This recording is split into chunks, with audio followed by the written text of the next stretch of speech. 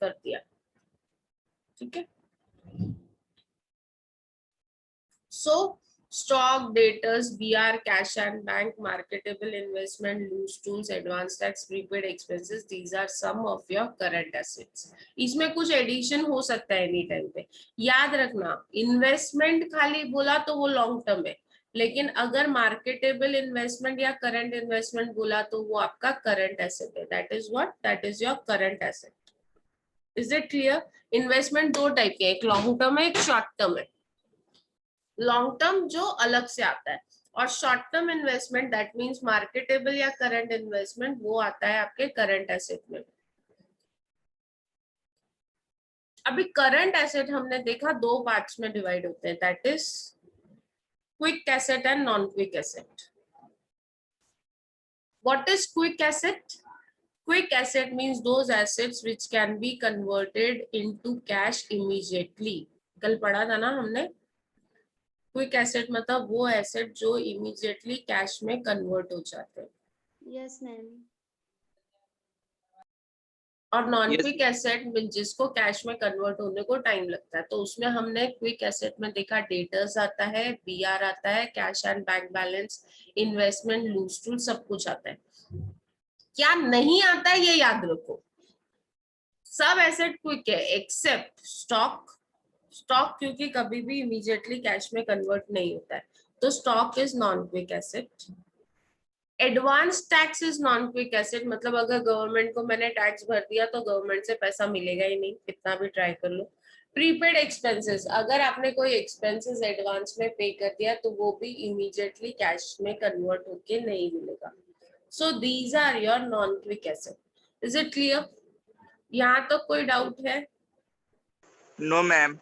यहाँ तक क्लियर है? Now we move to current liability. यहाँ मैंने कल आप लोगों को यहाँ तक सब एक्सप्लेन किया था। Now current liability means liabilities which are payable within a year.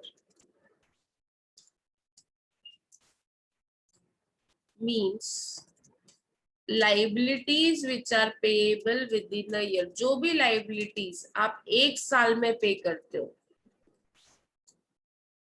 या एक साल के अंदर पे करनी पड़ती है, those are called as current liabilities.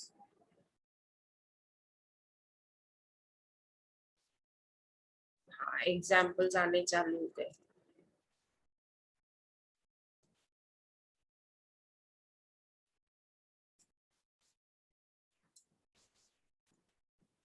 अभी उसके एग्जाम्पल्स हैं, बोलते जाओ क्या है,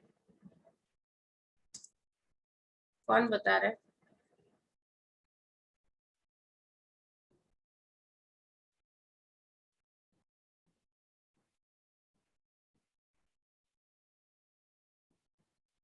Anyone? What are your current liabilities?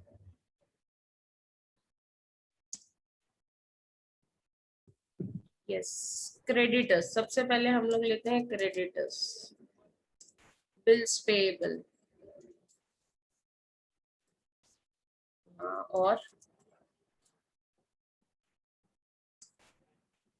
Short term borrowings, correct, पर रेयर आता है शॉर्ट टर्म बोरोइंग्स, ठीक है। पर आपने 6 महीने के लोन लिया या 4 महीने के लिए लोन लिया, 8 महीने के लिए लोन लिया, that is short term borrowings. Yes. Capital, अरे बाप रे, कैपिटल तो गया ना मोसेस, पहला सोर्सेस ऑफ फंड में कैपिटल तो कभी रीपे होता ही नहीं है। कैपिटल कभी रीपे होता है क्या? बिजनेस बंद हो जाएगा अगर आप कैपिटल रीपे करने की बात करोगे तो। क्रेडिटर्स मैंने लिख दिया, बिल्स पेबल लिख दिया, शॉर्ट टर्म बोरोइंग्स लिख दिया, और क्या? लाइट बिल मत बोलो, आउटस्टैंडिंग एक्सपेंसेस, क्या बोलेंगे हम लोग? Outstanding expenses. प्रपोज डिविडेंड, अभी कंपनी डायरेक्टर्स मीटिंग में या एनुअल जनरल मीटिंग में डिविडेंड प्रपोज करती है, expenses comes on the asset side, वो लायबिलिटी है ही नहीं। Rahul, when I say expenses, either expenses has to be in my profit and loss account or it has to be in my asset side. जो asset side पे होता है वो हमने already minus कर दिया है. So proposed dividend, unclaimed dividend. Unclaimed dividend means unclaimed, and unclaimed means आपने डिविडेंड भेजा तो था लेकिन वो घर नहीं मिला, एड्रेस नहीं मिला, तो unclaimed dividend. अनपेड डिविडेंड, आपके पास किसी का डिविडेंड पड़ा है जो आपने पे ही नहीं किया.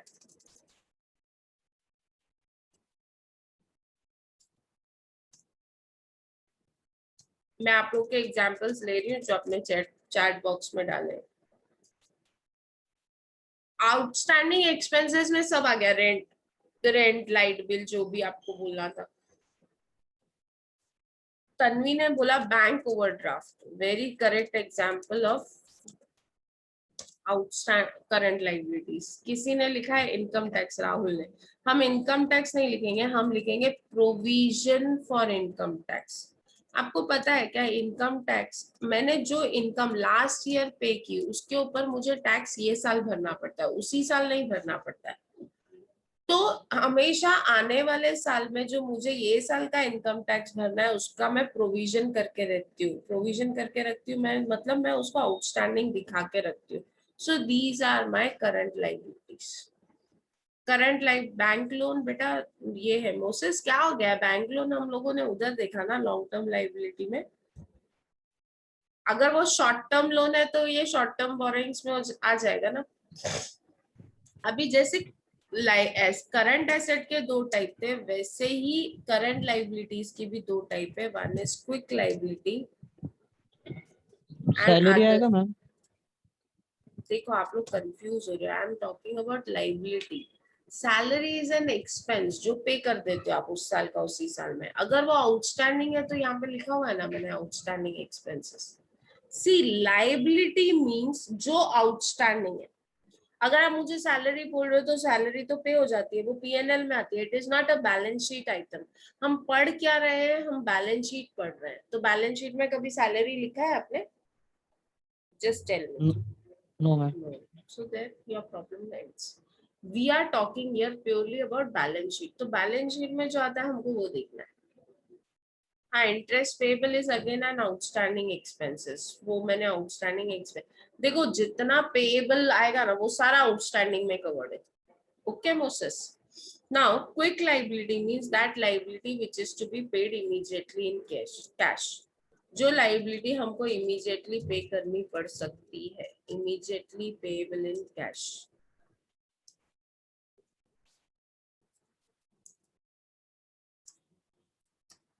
अभी इसके एग्जांपल्स क्या क्या है? What are the examples?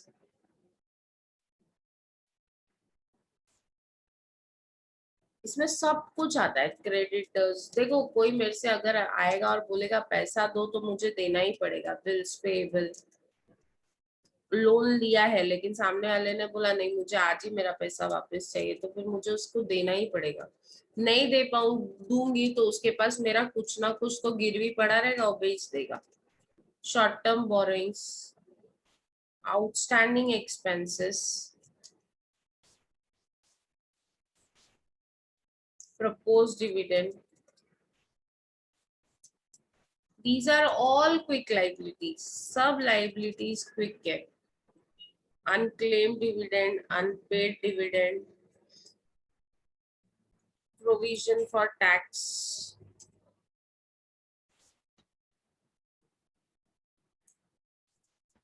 क्योंकि गवर्नमेंट ने अगर बोला टैक्स भरो तो इमीडिएटली भरना ही पड़ेगा. So these are quick liability. Interest payable, yes, it can be paid immediately. These are quick liability. Non-quick liability मतलब जो वो मेरे से वो मांग ही नहीं सकता before time, that is bank overdraft. वो क्या है, उसमें क्या आएगा? Only non quick liability is bank overdraft. एक ही ऐसी नॉन क्विक लाइबिलिटी है that is called as bank overdraft. Bank overdraft ऐसी लाइबिलिटी, अगर बैंक ओवरड्राफ्ट, बैंक ने आपको 6 महीने के लिए ओवरड्राफ्ट फैसिलिटी दिया है तो 6 महीने से पहले बैंक वो मांग ही नहीं सकता है. Bank cannot demand that. So bank overdraft is a non-quick liability. समझ में आया? Is it clear? So only non-quick Yes, liability. ma'am.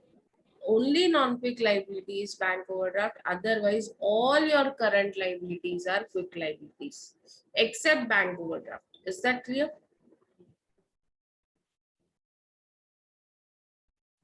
Yes, no.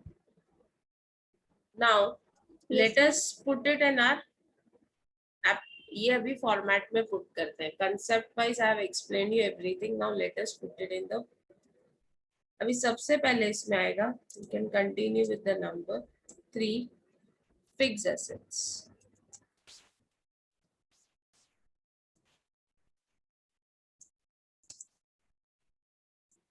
अब फिक्स्ड एसेट में ए tangible asset. क्या आएगा? Tangible asset. What are your tangible asset? Tangible asset में क्या क्या आता है बताओ? Land, machinery. Land, very good. Machinery. Yes, very good. Plant, vehicle, Computer. computer. ठीक है, बस हो गया इतना. Computer. एग्जाम्पल सफिशिएंट है ना? इतना एग्जाम्पल.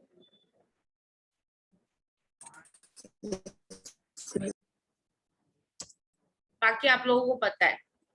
सो ये टोटल किया तो मुझे tangible assets का टोटल आएगा. क्या आएगा? I'll get the total of tangible assets.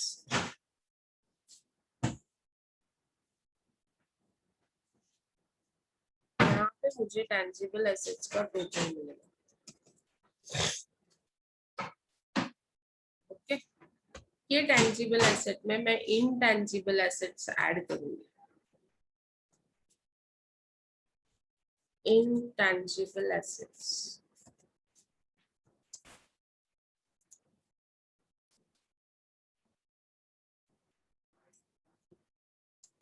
अभी intangible assets में क्या क्या है? 2-3 एग्जांपल्स दो फटाफट. Intangible assets में क्या है? Goodwill, Copyrights. Goodwill. Patent. Goodwill. Patent. copyrights, trademarks, patent. तो ये आपको पता ही है intangible assets है. तो ये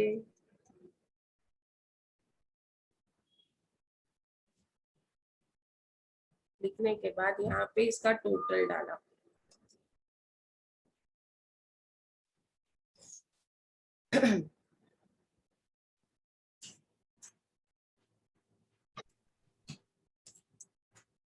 अब ये जो है दोनों A प्लस B, इसको आउटर कॉलम में लेके आऊंगी and this will be my fix asset. ये क्या हो जाएगा मेरा फिक्स एसेट.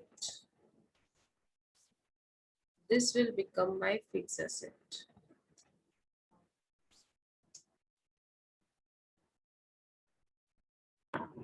समझ में आया? एप्लीकेशन ऑफ फंड्स में फिक्स एसेट में दो एसेट्स है, tangible and intangible. Tangible asset लिखा, उसका टोटल क्या, इंटेंजिबल एसेट का टोटल क्या, और दोनों का टोटल आउटर कॉलम में लिख दिया. Okay. Yes, no? Yes. Yes, ma'am. This is my fix asset. ये मेरा फिक्स एसेट है.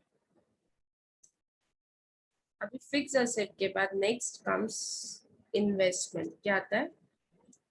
इन्वेस्टमेंट्स में नॉर्मली एक ही इन्वेस्टमेंट होता है, वो डायरेक्टली हम लोग आउटर कॉलम में लिखते हैं. ओके. इन्वेस्टमेंट में नॉर्मली ऐसा बहुत सारा बाइफरकेशन नहीं होता है, एक ही इन्वेस्टमेंट होता है और जो आउटर कॉलम में चला जाता है. यहाँ तक कोई doubt? Anyone? No, ma'am. No, ma'am. अभी now we move to the main part, that is fifth is working capital. क्या है? Working capital. अभी working capital is what? Current asset minus current liability. तो इधर current asset और current liability आएगा.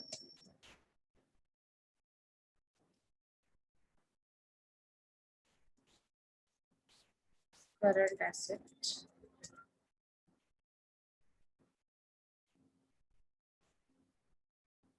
अभी यहाँ पे आपके पास ऑप्शन है कि इसको बाइफरकेट करो ए और बी में, जहां पे आप क्विक और नॉन क्विक दिखाओ। ए क्विक एसेट, और दिखाने का फायदा क्या, आपको प्रॉब्लम में पूछते हैं कि क्या क्विक है क्या नॉन क्विक है, तो you have everything ready with you.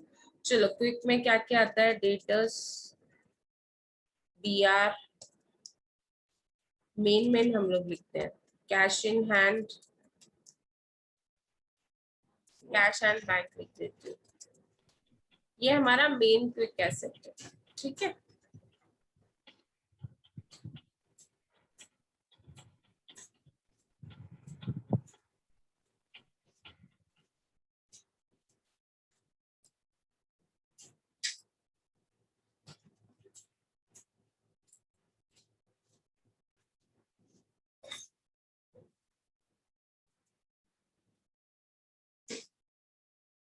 इसका टोटल किया मैंने,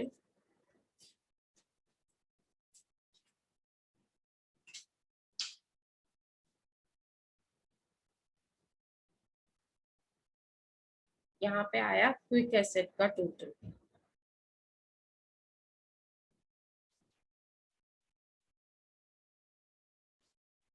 this is the total of quick asset.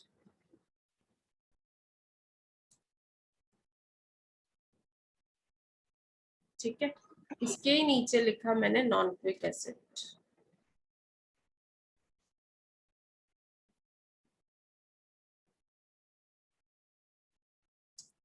Non quick asset क्या क्या है नॉन क्विक एसेट में, Stock, स्टॉक, वेरी गुड, और advance tax, prepaid expense, advance tax, prepaid expense, prepaid expenses, बस इतना ही और कुछ नहीं। ठीक है, these are your non quick assets।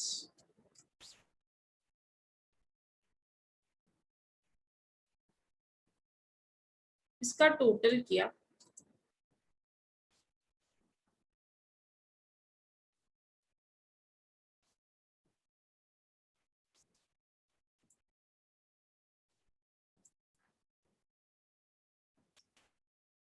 सो ये current asset is what, quick and non quick का टोटल, तो मैंने यहाँ पे लिखा ए इज इक्वल टू 1 प्लस 2, और यहाँ पे टोटल उसका इनर कॉलम में ही रखा, क्योंकि मुझे इसमें से करंट लाइबिलिटी माइनस करनी है, इसको हाईलाइट भी किया। ठीक है, what is A is current asset, current asset is quick asset plus non quick assets। अभी I'll take B, current liabilities।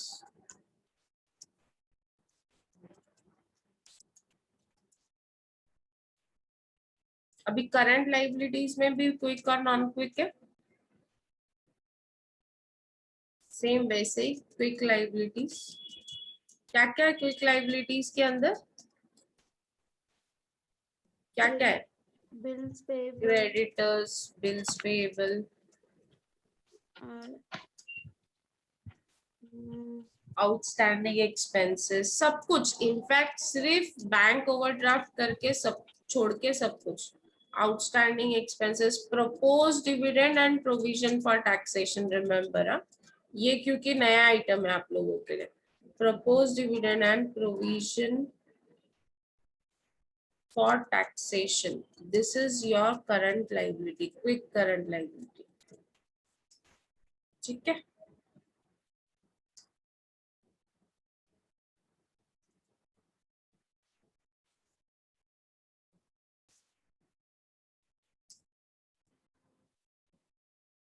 अभी इसका टोटल क्या, आई गॉट क्विक लाइबिलिटी, इसका टोटल क्या, तो मुझे क्या आया,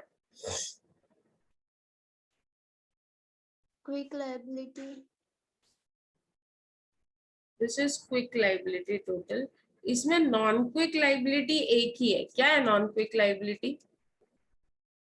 एक ही non quick liability, and Bank what is overdraft. That?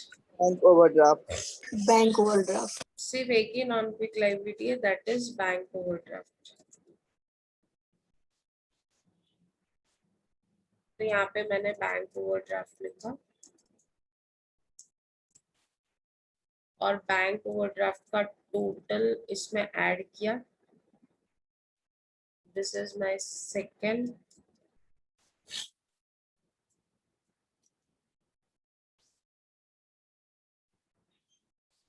this is my current liability B.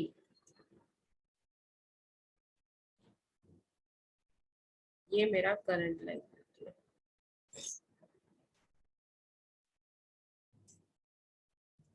Directly क्या किया, ये वन में ये बैंक ओवरड्राफ्ट ऐड कर दिया। I got this is my current liability. Now what is my working capital? मेरा working capital क्या है? What is my working capital? My working capital is current asset minus current liability. Working capital क्या है? Current asset minus current liability. That is A minus B.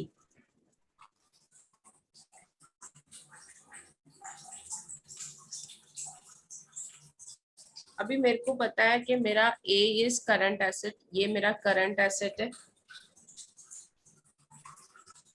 ये मेरा current asset है, B मेरा current liability है। किसी के background में बहुत किच हो रहा है। सो ए इज करंट एसेट, ये करंट एसेट है, ये मेरा करंट लाइबिलिटी है। Working capital is current asset minus current liability. तो मैंने ए माइनस बी किया, ये ए और ये बी को माइनस किया, I got working capital. This is my working capital. अभी मेरे पास ये वर्किंग कैपिटल है, यहाँ पे मेरे पास इन्वेस्टमेंट है, ये देखो इन्वेस्टमेंट है, और ये मेरा फिक्स एसेट है। इन तीनों को प्लस किया तो आई गेट, तीनों को प्लस किया तो मुझे आता है टोटल फंड्स एम्प्लॉयड। क्या आता है? Total funds employed. मतलब मैंने कितना पैसा एम्प्लॉय किया है, जितना होगा उतना ही एम्प्लॉय करूंगी ना। whatever funds I have, I'll employ that only. मेरे पास जितना भी पैसा होगा उतना ही मैं खर्चा करूंगी ना। Means my sources of fund should be equal to total funds employed, और it is also called as capital employed. इसको क्या बोलते हैं? Capital employed. Is that clear? Total funds employed या capital employed का मतलब one and the same होता है। It means one and the same. Funds employed नहीं, इसके बैकग्राउंड में आवाज आ रहा है, and it is not visible also. I am so surprised. Yes, so funds employed और कैपिटल एम्प्लॉयड इज सेम। ये फिगर आपका टोटल फंड्स एम्प्लॉयड या capital employed should match with total funds available. किसके साथ मैच होना चाहिए? Total funds available के साथ। इसके साथ आपका आंसर मैच होना चाहिए।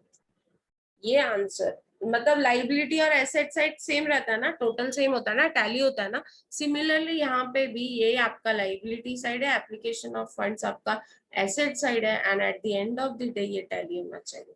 Is it clear? समझ में आया? Yes, ma'am. Yes ma'am. अभी ना मैं आप लोगों को शॉर्टकट फॉर्मूला फटाफट बताती हूँ। देखो यहाँ पे ना मैं एक शॉर्टकट बताती हूँ। ये फॉर्मेट याद कैसे रखना है, बाकी सब आपको याद रहेगा। देखो सबसे पहले आता है share holders fund. Share holders fund कैसे आता है हमको पता है, long term liability. Share holders fund और लॉन्ग टर्म लाइबिलिटी का टोटल करूंगी तो टीएफए आएगा। What is TFA? Total funds available. या कैपिटल एम्प्लॉयड, एक ही अल्फाबेट अगर आप यूज करना चाहते हो तो भी चलेगा। ये आपका लाइबिलिटी साइड हो गया। एसेट साइड में you have fix asset, investment and you have working capital. इन तीनों का जब मैं टोटल करूंगी तो मुझे क्या मिलता है? Capital employed. Total funding. हो गया फॉर्मेट, इतना ही आपका एक्चुअली फॉर्मेट, समझा कि आपका फॉर्मेट है वर्टिकल फॉर्मेट। अभी इसमें ब्रेकअप है, जैसे शेयर होल्डर्स फंड में 3 चीजें हैं, क्या क्या है, शेयर कैपिटल है, रिजर्व एंड सरप्लस है, और मिसलेनियस एक्सपेंडिचर है। समझ में आ रहा है आप लोगों को? Yes, Yes, ma'am. ma'am. Yes, long ma'am. Term liability में कोई ब्रेकअप नहीं है, फिक्स एसेट में 2 ब्रेकअप है, tangible asset and intangible asset. Time खत्म होने वाला है, वी आर नॉट रीजॉइनिंग। आज मैं ना आपका प्रॉब्लम शीट अपलोड करने वाली हूँ। इन्वेस्टमेंट में there is no breakup. Ma'am in But- Google classroom है ना? हाँ sorry, Google classroom. Investment nil, investment का ब्रेकअप नहीं है। वर्किंग कैपिटल का ब्रेकअप है current asset and current liability. Current asset का फर्दर ब्रेकअप है quick asset and non quick asset. वैसे ही करंट लाइबिलिटी का ब्रेकअप है quick liability and non quick liability. इतना याद रखोगे तो सब याद रह जाए। समझ में आया आप लोगों को? ये शॉर्ट फॉर्मेट पहले याद होना चाहिए। Share holders fund plus long term liabilities, total funds available, and fixed asset plus investment plus working capital is capital employed. Are you all getting it? Is it clear? समझ Yes, में आया? समझ Yes, में ma'am. आया? समझ Yes, में ma'am. आ गया? Yes. चलो, so format याद कर लोगे। Please go through today's recording. ये format याद हो गया तो you have done your 2 chapters, हाँ? 2-3 chapters आपका एक ही चैप्टर यही format में cover होएगा। So please revise it, study hard now. Start studying now. Accounts is something which will help you in TY and throughout, whatever you study. आप MBA करो, MCOM करो, जो चाहिए वो करो, सब में आपको ये सारी चीजें काम में आने वाली है। So see that you all are honest in your studies. Okay? चलो।